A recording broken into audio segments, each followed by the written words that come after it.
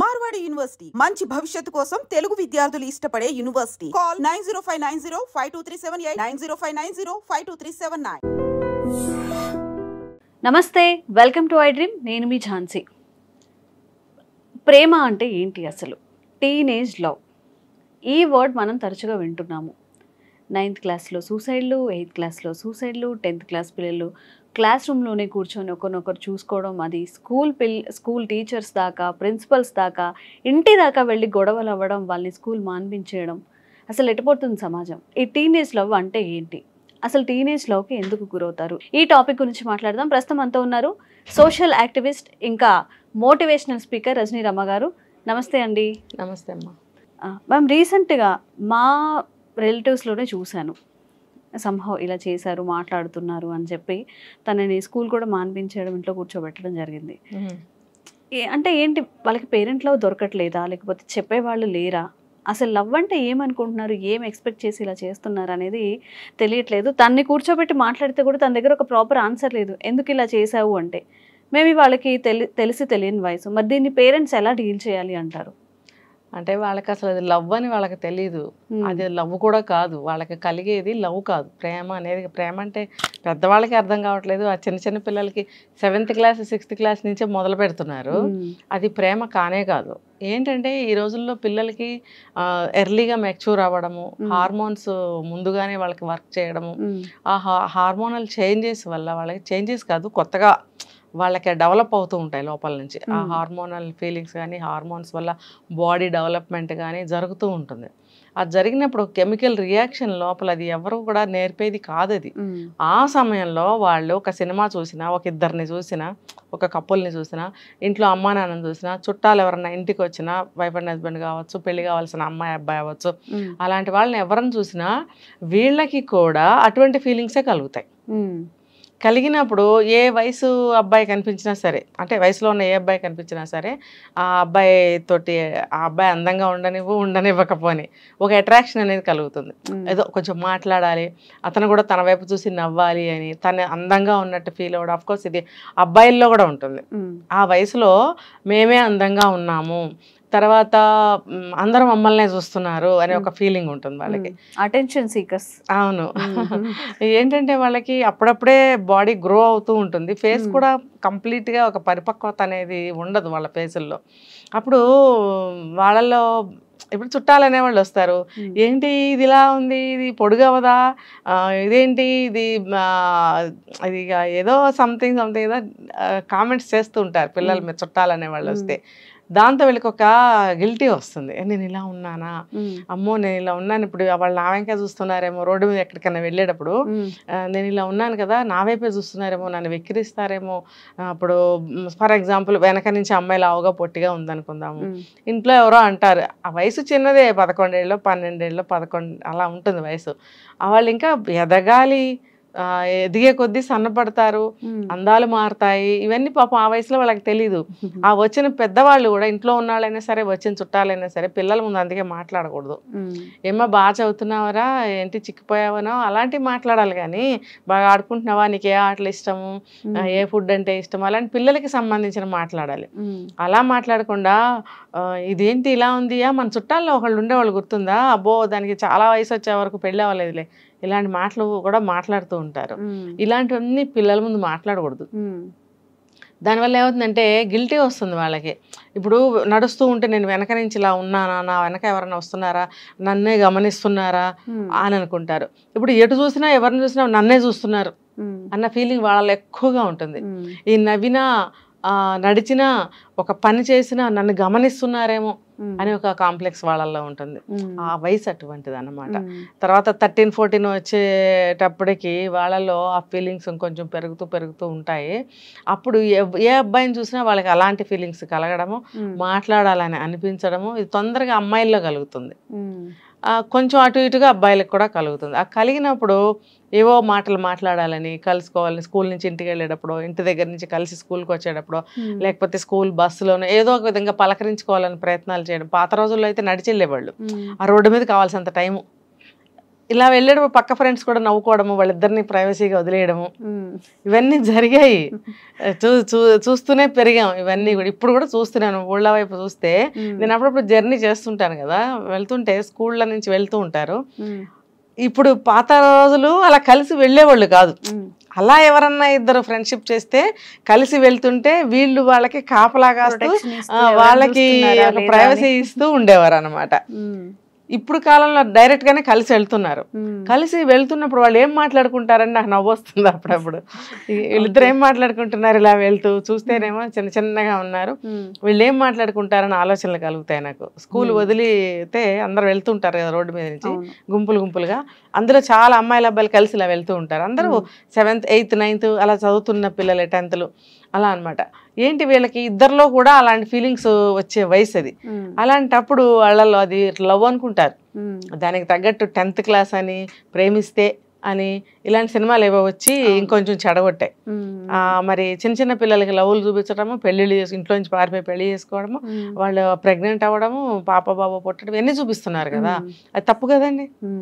అవి అసలు అలాంటివి సమాజానికి పరిచయమే చేయొద్దు. ఎక్కడన్నా బై మిస్టేక్ జరిగితే అది అక్కడే సమసిపోతుంది, బయటకి వచ్చేంత అవకాశం ఉండదు. వచ్చినా సరే పట్టించుకోరు. అంటే పట్టించుకోకుండా కూడా ఉండాలి. అలాంటివి పట్టించుకుని మనం హైలైట్ చేసి మాట్లాడుకున్నామంటే సమాజంలో స్ప్రెడ్ అయిపోతాయి అలాంటివి. ఒక చెడుని తొందరగా స్ప్రెడ్ చేయొద్దు, దాన్ని అక్కడికక్కడే మసి చేసేయాలి అంతే. అది అందులో ఉన్న అర్థం చేసుకోవాలి అంతే. ఇంకా అలా కాకుండా ప్రతిదీ హైలైట్ చేసి ప్రతిదీ సమాజంలో పెట్టడం వల్ల ఏ వయసు వాళ్ళు ఏది కావాలంటే ఆ తప్పు చేసేస్తున్నారు. సహాయపడుతున్నాయి ఇవన్నీ కూడా. ఇదిలా జరుగుతుంది, ఇలా ఈ మధ్యకాలంలో ఎన్ని జరుగుతున్నాయి అని చెప్పి ఇప్పుడు ఆ వయసు పిల్లలు వీళ్ళ ఇంట్లో ఇంకో 2-3 సంవత్సరాల తర్వాత ఆ వయసుకు వచ్చే పిల్లలు ఉంటారు. వాళ్ళు జాగ్రత్త పడాలా వద్దా? పడరు అస్సలు. దాని మీద ధ్యాసే ఉండదు, కాన్సన్ట్రేషన్ చెయ్యరు అసలు. లాస్ట్ ఎవరికి తెలుస్తుందంటే పేరెంట్స్ కి తెలుస్తుంది. ఎప్పటికీ తెలిసిన తర్వాత పేరెంట్స్ కి తెలుస్తుంది అంటారు. కంప్లైంట్స్ వచ్చినప్పుడు స్కూల్ నుంచో బయట నుంచో, లేకపోతే ఆ పిల్లకి ఏదైనా అయిపోతేనో అప్పుడు తెలుస్తుంది. అదే వీళ్ళు ఇప్పుడు విన్నామండి, మన ఇంట్లో 8 ఏళ్ల పిల్ల ఉంది, నెక్స్ట్ 2 ఏళ్లలో పెద్దదవుతుంది, 2-3 ఏళ్లలో మనం కూడా జాగ్రత్త పడాలి అనే ఒక భయం కానీ అవేర్నెస్ కానీ పెద్దల్లో ఉండట్లేదు. కొంతమందిలో ఉంటుందేమో మరి. అందరికీ ఇలాంటివి జరగవు కదా, ఎక్కడో కొన్ని కేసులు ఇలా జరిగి ఆడపిల్లలు పాడైనారు. మరి పాడయ్యారు అంటే వాళ్ళ పేరెంట్స్ తగిన జాగ్రత్త తీసుకోలేదని మనం అనుకోవాలి. ఇలాంటి జరుగుతున్నప్పుడు చాలా జాగ్రత్తలు తీసుకోవాలి.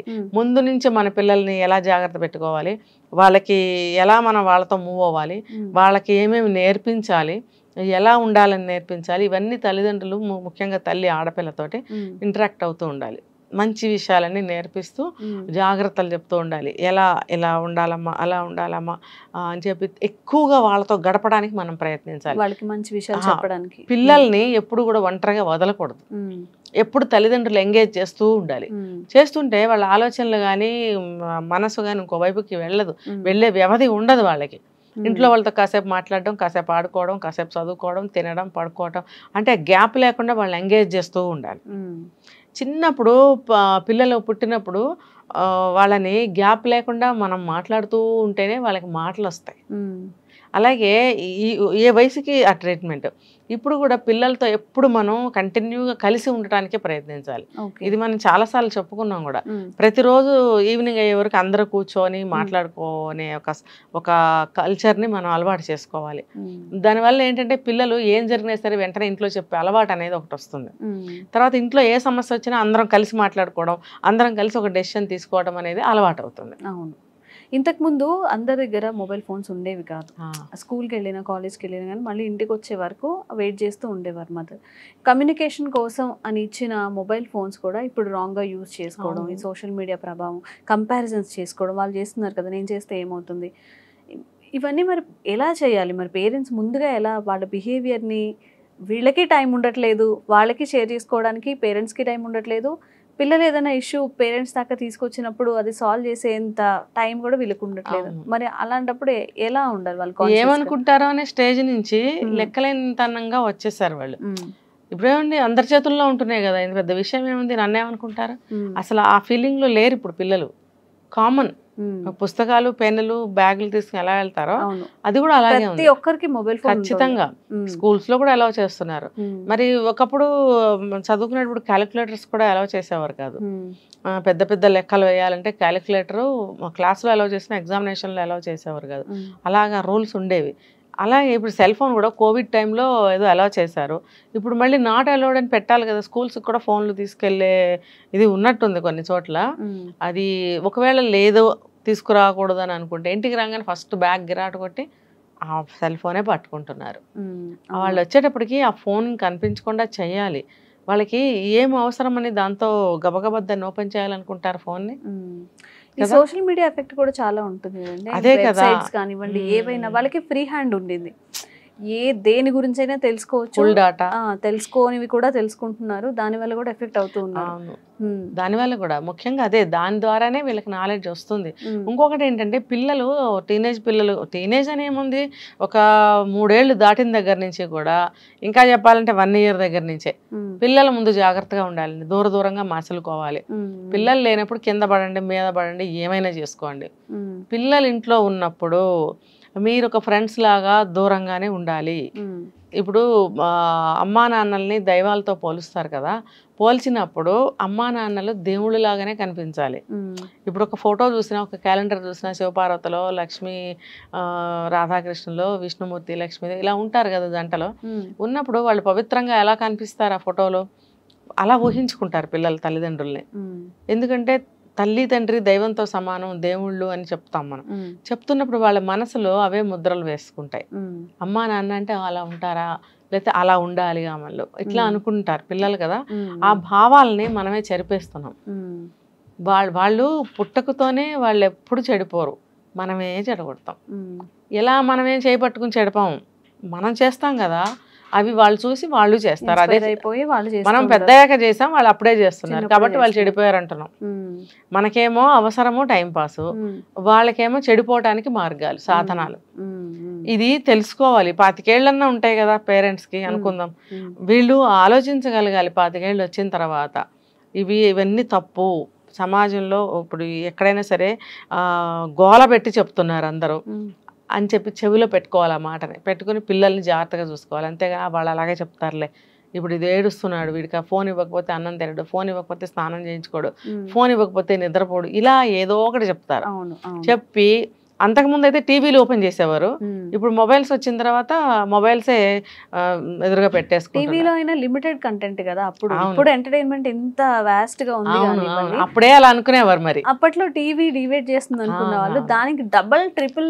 నెగటివ్ ఎఫెక్ట్స్ ఫోన్ వల్ల వస్తున్నాయి బాగా అసలు ఇంకా అది అన్లిమిటెడ్ అన్నమాట ఆ రేషియో మనం చెప్పలేం అది ఇంకా దానికి ఒక ఎండ్లెస్ చెడిపోవటానికి ఏం చెప్పాలి దాన్ని అది చెడిపోవటానికి ఇంకా ఎండ్ లేదు చెడిపోతూనే ఉండాలి అంతే ఇంకా పుచ్చిపోయి పొరుగులు బట్టి నశించిపోయి భూమిలో కలిసిపోవాలి అది అటువంటి చెడు అనమాట ఏదైనా మేడం పిల్లల్ని పెంచడం అనేది పేరెంట్స్ కి కత్తి మీద సామా మామూలుగా పోషించడానికి ఉద్యోగం చేయక తప్పదు ఇద్దరూ సంపాదించుకోవాలి ఈ రోజుల్లో ఉన్న ఖర్చును బట్టి వీళ్ళ కోసం ఇంత చేస్తున్నా గానీ వీళ్ళు రాంగ్ వేలో వెళ్తున్నప్పుడు కరెక్ట్గా ట్రాక్లో పెట్టలేకపోతున్నాము వాళ్ళకి ఇవ్వాల్సిన ఇంపార్టెన్స్ కానీ వాళ్ళకి ఇవ్వాల్సిన టైం ఇవ్వట్లేదు అనేది పేరెంట్స్లో ఉంటుంది ఎంత కరెక్ట్గా ఉన్నా ఎంత టైం ఇచ్చినా ఏం చేసినా ఒక చిన్న తప్పు జరిగినప్పుడు ఆ రిగ్రెట్ అనేది పేరెంట్స్కి ఉంటుంది అరే మనం ఇలా చేయకూడదు అంటే ఇలా చేయకూడదు ముందే పేరెంట్స్ చెప్తే బాగుండని అప్పుడు రియలైజ్ అవుతున్నారు కానీ ఎలా పెంచితే ఇంకా పేరెంట్స్ అంటే ఎలా పెంచితే పిల్లల్ని ఇంకా పేరెంట్స్ హ్యాపీగా ఉంటారు వాళ్ళకి ఒక మంచి భవిష్యత్తు ఇవ్వడం అనేది అందరిలో కూడా ఒక క్వశ్చన్ మార్కే అయిపోతుంది కానీ దానికి సమాధానం రావట్లేదు ఇక్కడ సమాధానం రావట్లేదు కానీ సమాధానం అయితే ఉంది ఏంటంటారు ఆ సమాధానం ఇప్పుడు తిడితే తిట్టామంటారు మరి జనాలు ఇప్పుడు ప్రతి ఒక్కరికి బుద్ధి జ్ఞానం ఉంటుంది కదా ఆ బుద్ధిని జ్ఞానాన్ని ఉపయోగించాలా లేదా ఉపయోగించాలి ఇంకొకటి సెకండ్ పెళ్లికి ముందు కౌన్సిలింగ్ తీసుకోమని చెప్తున్నారు ఈ రోజులను బట్టి ఒకప్పుడేం అవసరం లేదు కౌన్సిలింగ్ పెళ్ళైన తర్వాత భార్యాభర్తలు ఎలా ఉండాలని మాత్రమే కాదు అత్తమామలతో ఎలా ఉండాలని కాదు సమాజంలో ఎలా ఉండాలని కాదు అసలు పిల్లల్ని ఎలా పెంచాలి పిల్లల్ని ఎలా పెంచితే మీ జీవితాలు పిల్లల జీవితాలు బాగుంటాయి అనేది కూడా కౌన్సిలింగ్లో బాగా ఉండాలి ఓకే ఎందుకంటే ఇప్పుడు టీనేజ్లో వచ్చే సమస్యలు 7 ఏళ్ళు 6 ఏళ్ళ నుంచి మొదలవుతున్నాయి ఒక రకంగా మొదలవుతున్నాయి కాబట్టి పిల్లలు పుట్టి భూమి మీద పడిన దగ్గర నుంచి ఎట్లా హ్యాండిల్ చేయాలి వాళ్ళని, ఎట్లా వాళ్ళని గైడ్ చేయాలి, ఎలా పెంచాలి, పెంపకంలో విధానం, పేరెంటింగ్, అది కూడా ఒకవేళ వీలైతే పెళ్ళి అయిన తర్వాతైనా ఒక కోర్స్ చేసుకోవడం మంచిది, ఇద్దరు కలిసి. అసలు మనం ఇద్దరం పెళ్లి చేసుకుని మన ఇద్దరమే సరిగ్గా ఉండటానికి ఓకే అనుకోలేదు, ఇంకా పిల్లల పేరెంటింగ్ నేర్చుకుంటామా మేము? అమ్మో, అసలు ముందు వీడు లేకపోతే ఇది వాళ్ళిద్దరు అనుకుంటారన్నమాట. ముందు వీడు సరిగ్గా ఉన్నప్పుడు కదా నేను పిల్లల గురించి ఆలోచించేది, అసలు ఇది ముందు నాతో సరిగ్గా ఉంటుందో లేదో అప్పుడు కదా నేను పిల్లల్ని అనేది అని కొత్తలోనే అలా అనుకుంటూ వైవాహిక జీవితం మొదలు పెడితే వీడు అదిగానే ఉంటాయి అభిప్రాయాలు. అర్థమైందా? కాబట్టి వీళ్ళు ముందు బుద్ధి జ్ఞానంతో సరే పెళ్ళికి ముందు ఒక కౌన్సిలింగ్ తీసుకోండి, పెళ్ళి అయిన తర్వాత పేరెంటింగ్ కోసం ఒక కౌన్సిలింగ్ తీసుకోమని నేను చెప్తున్నాను. దానివల్ల ఏమవుతుందంటే పిల్లల్ని ఎలా పెంచాలి, ఏ స్టేజ్లో ఎలా పెంచాలి, పిల్లలు ఏ స్టేజ్లో మేము ఎలా ఉండాలి, అంటే 3 ఏళ్ల వయసులో మేము ఎలా ఉండాలి, 5 ఏళ్ల వయసులో ఎలా ఉండాలి, 10 ఏళ్ల వయసులో మేము ఎలా ఉండాలి అనేది ముందు అది తెలుసుకోవాలి. అర్థమైందా? వాళ్ళ మనస్తత్వం ఎలా ఉంటుందో అనేది తెలుసుకోవాలి. మనస్తత్వం కాదు, ప్రవర్తన అంటారా, కదలికలు. నేను మళ్ళీ చెప్తాను దాని గురించి. ఇప్పుడు కావాలంటే పెళ్ళైన తర్వాత ఒక 2 ఏళ్ళు గ్యాప్ తీసుకోండి పిల్లల్ని కనటానికి. 2 సంవత్సరాల టైం ఉంది కదా మీకు. ఈ లోపల పిల్లలకి సంబంధించిన బోల్డెన్ బుక్స్ ఉంటాయి, కౌన్సిలింగ్ తీసుకోండి, ఏదైనా కోర్సు చేయండి ఈ పేరెంటింగ్ గురించి. ఎట్లా అంటే పిల్లలు ఈ వయసులో ఉన్నారు, మనం ఎలా బిహేవ్ చేయాలి వాళ్ళ ముందు అది ఉంటుంది, అది నేర్చుకోవాలి ఫస్ట్. వాళ్ళకి 5 ఏళ్ళు వచ్చినప్పుడు మనం ఎలా ఉండాలి, 10 ఏళ్ళు వచ్చినప్పుడు మనం ఎలా ఉండాలి, మనం వాళ్ళతో ఎలా ఉండాలి, మన ఇద్దరితో ఎలా ఉండాలి, మన ఇద్దరం కలిసి వాళ్ళతో ఎలా ఉండాలి, వాళ్ళని ఎలా పెంచుతూ ముందుకు తీసుకెళ్ళాలి, ఇవన్నీ పేరెంటింగ్. ఇవన్నీ సక్రమంగా తెలుసుకుని సక్రమంగా పాటించినప్పుడు పిల్లలు రైట్ వేలో పెరుగుతారు. ఎవరో 100లో 1% ఉంటారేమో ఇంతకే. ఇప్పుడు ఈ రోజులను బట్టి అందరూ నేర్చుకోవాల్సిందే, లేకపోతే పుట్టిన పిల్లలు అసలు చాలా దారుణంగా ఇదైపోతున్నారు కదా. ఎంతమంది పిల్లలు సక్రమంగా ఎదుగుతున్నారు, సక్రమంగా చదువుకుని మంచిగా సెటిల్ అవుతున్నారు. చూడండి మీరు, పిల్లలు చూస్తున్నా ఆడుకుంటారు బాగానే ఉంది బయట, కానీ వాళ్ళకి ఇంటికి వెళ్తే పలకరించే వాళ్ళు ఉండరు. కాళ్ళు కడుక్కోండి, స్నానం చేయండి, బట్టలు మార్చుకోండి, వేడివేడిగా భోజనం చేయండి, హోంవర్క్ చేయండి, చదువుకోండి, ఇలా ఎంతమంది అంటున్నారు?